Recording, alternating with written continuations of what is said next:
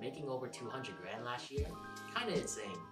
My name is Palkia Tran. I'm 23 years old and I'm in California. It is January 8th, Tuesday, 2025. I have technically three jobs. I work as a shift lead in my morning job, supervisor at my dinner job, and I work on my side hustles as a director of operations. With both of these jobs, my day and night job, it is pretty similar. They're both restaurants, but the morning job is pretty scaled a lot more in terms of volume. So with my morning job as a shift lead, I'm in charge of running the service, in charge of overseeing all 58 tables, all front of house, and occasionally back of house. Whenever there is an issue with like a department, say like with the hosts, the runners, or the servers, I come in and solve those problems. It can be pretty hectic at times, but it is what it is. Dinner job, it is almost the same responsibilities, but it's only half the size of the restaurant. It's a lot easier, however, I do handle 8 tables at most, and cooking for each table side by side in front of our guests, it can be a little bit overwhelming, but I've been doing it for so long that I kind of got used to it, just go on autopilot. My side businesses, I'm in charge of logistics, finance, and everything dealing with basically government contracts or forms. So whenever we do make a purchase, any bulk orders, I handle the logistics of it. And whenever we do have like finance things like P&Ls, budgets, revenue, invoices, I handle all those as well. 2024. I made about 221,020 cents. It's around there, but it's at least 221,000. The majority of the income came from working both jobs, my day and night. My first job, I think I made around 80K. Second job was 87K. I also have income from my investments. My portfolio got me 50K, dividends 600, and my high yield savings account made me close to 6,000. It is a lot. 5 streams of income. It is a lot to manage and oversee, but if you can get like a spreadsheet to track everything and check every month, it's a lot easier to handle. As of right now, it's just right below 300,000. 300,000 for a 23-year-old, it is quite a lot. I do realize that I'm an outlier in terms of my net worth in my friend group, but looking back at it, I do think that the sacrifices I made working up to that number helped me get there. When I first got my job in high school, I was working as a boba barista. So go to school in the morning to the afternoon, then right after school, I would go straight to work. And I would start at 3 p.m. and then go home at around 11:30. So that was almost every day, 6 days a week. And I was still earning minimum wage that day, or that time. However, when I first got the job, I had like a savings plan or like a budgeting plan where I would only spend my tips and put all my paychecks into my savings. However, as a 17-year-old, I didn't really know about like a high yield savings account, so I couldn't earn more money that way. I just put in a regular savings account. I wish I knew about a high yield savings account. But through that time, I think I gained about 20K from that job in 1 year. I moved to another job, worked my way up, saved more money, and through college, working 2 jobs, going to school, I was able to put a lot of my money that I made into investments, and make my net worth grow from there. So I was pretty strict with my budgeting plan. From my paychecks, I would only use 10% of it into spending, and 90% of it goes to savings. The reason why I do that though is I don't really spend much, especially when working two jobs. For the whole year of 2024, I was just at work all the time. 10% to me is about, I would say, like $1,000 each month. I think for me it is excessive. The biggest bill I have right now is just like electricity, internet, and groceries. But now that I'm thinking that I can get my grocery bill down to like $100 per month, and my other bills can stay the same, so I can save more that way. Same thing with 2024. 90% just goes into savings. 40% of that goes into investments, and then the other percentages goes to my high yield savings account or any of your taxes. My daily schedule, although it wasn't consistent, last year it was usually 8 a.m. gym, 10 a.m. go to my first job, 4 p.m. ends, 4:30 to 5 p.m. start my second job, and then 11 p.m. end. Around 11:30, that's when I usually go home, and then that's when I usually work on my side businesses and work on investing on myself. In total, I think I put in around 70K for the past 3 or 4 years. Last year I put in about 45K. It is quite a lot of money. However, since I'm pretty young and I'm getting into investing early, I figured that I would take as much risk as possible, putting my money into the market and make the money do more work for me. So when I'm older, I don't have to do as much work. I think I made around 50K in investments. Right now, my investment portfolio stands at around 140K. It is a lot for a 23-year-old, but I believe I worked hard enough for it, and I was pretty disciplined in putting my money into where it can be efficient. My normal brokerage account is 100K. My Roth IRA sits at around 35K, and then I have a fund account where I test out all these like investment strategies, and that's about 5K as well. Working up to your first 100K is the tough part. Yes, it is. It is pretty tough to reach 100K just in investments, but once you get there, it does get easier. Once I hit my 100K mark, my portfolio did get a boost quite easily. I think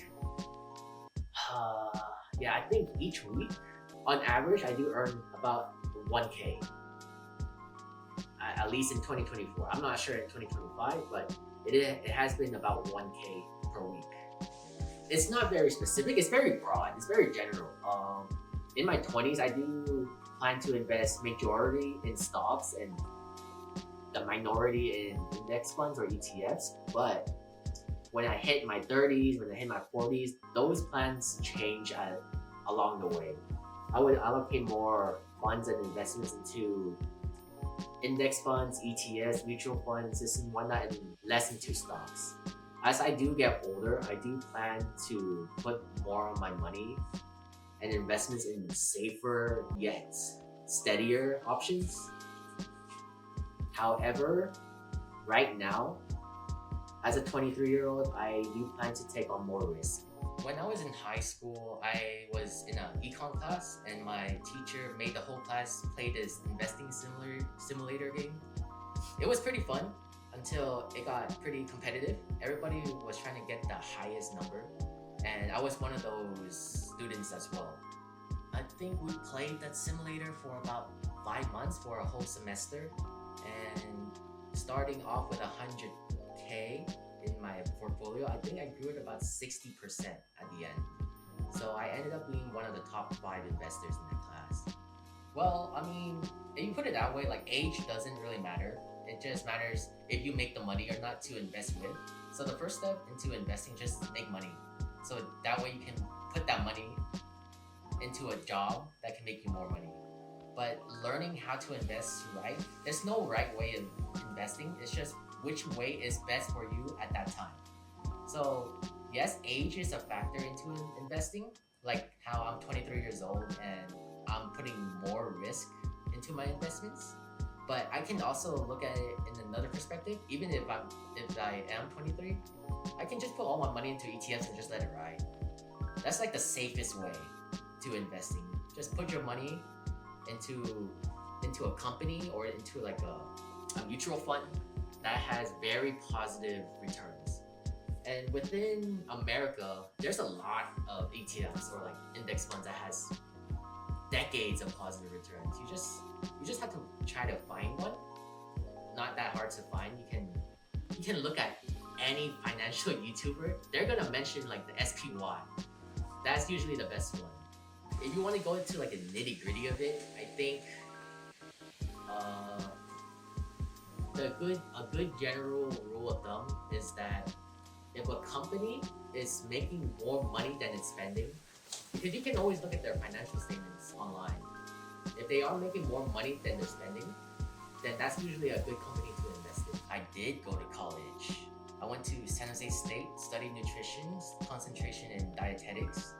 I was supposed to work at a hospital, but when I did the internships and volunteering there, I didn't really like it as much. Handling patients that doesn't listen to you and listen to your procedures is kind of a letdown because I've been studying what I've been studying to help other people for years, but for people not to listen and then go back to their ways, I get it. It is hard. It is hard to do a shift in your life.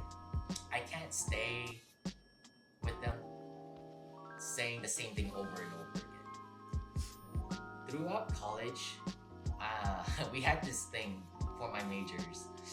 In dietetics, there was a deadline that you had to finish your bachelor's on this certain month or day in order to become a dietitian with a bachelor's. Anything after that, you had to have to go for a master's in order to become a dietitian.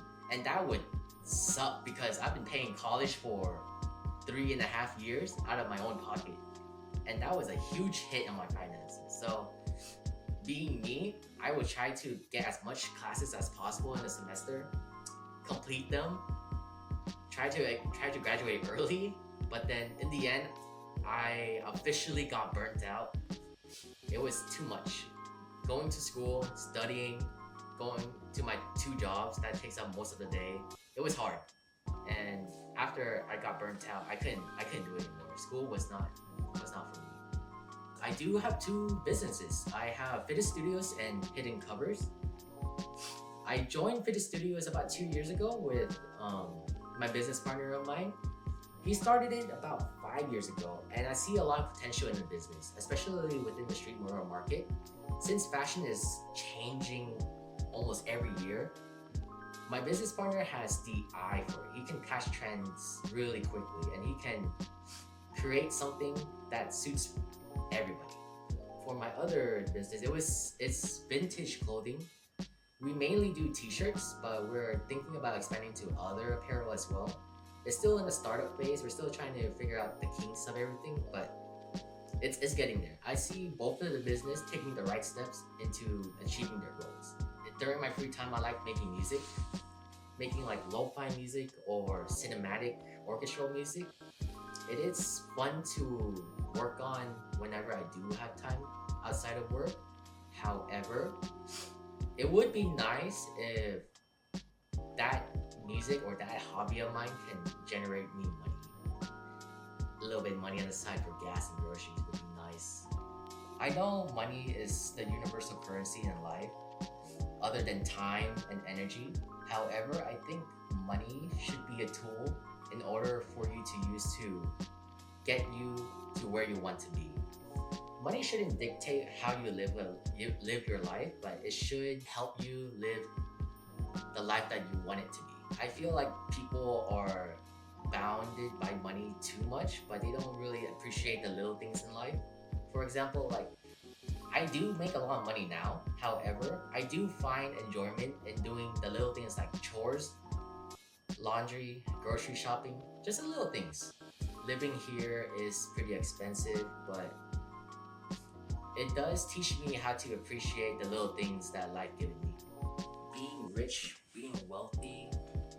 Being rich, it can be measured on the things that are materialistic. However, being wealthy can be measured by how you feel. For example, being rich, you can own all the houses in the world. You can own all the cars in the world, all the clothing, all the designer bags, whatever.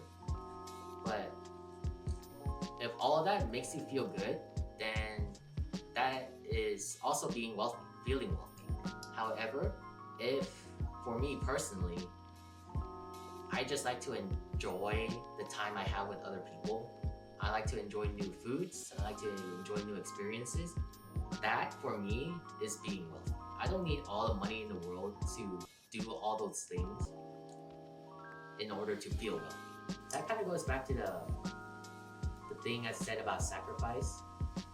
I feel like in my life right now, whatever I want to do and whatever I need to do, I have to make sacrifice for it. So say that if I did want to have fun, right? I can only have fun either early in the morning or late at night. But then that means that I'm sacrificing my hobby, making music, or sleep. So I get less sleep, which sucks, but that's a sacrifice I'm willing to make at that time in order to have fun. In a way, yeah, like in another perspective, if you want to have fun now, you're also sacrificing the time you have to make more money. There's a lot of perspectives that you can use on this topic. It's just whatever works best for you, whatever you want, because it is your life. In simple terms, yes. However, in complex terms, I would say no. Because someone can be lazy, but if they're being lazy productively, that means that they're thinking outside the box. They're trying to finish a task as easy as possible in their own convenience. I do respect people who work really hard, but if they can't work smart, then I think they're just digging a bigger hole for themselves in the future. Because that's not gonna last forever. I feel like 2025 is like 2024. It's the same year all over again. 2 jobs, 2 side hustles, hobbies, more side hustles. Feeling ready.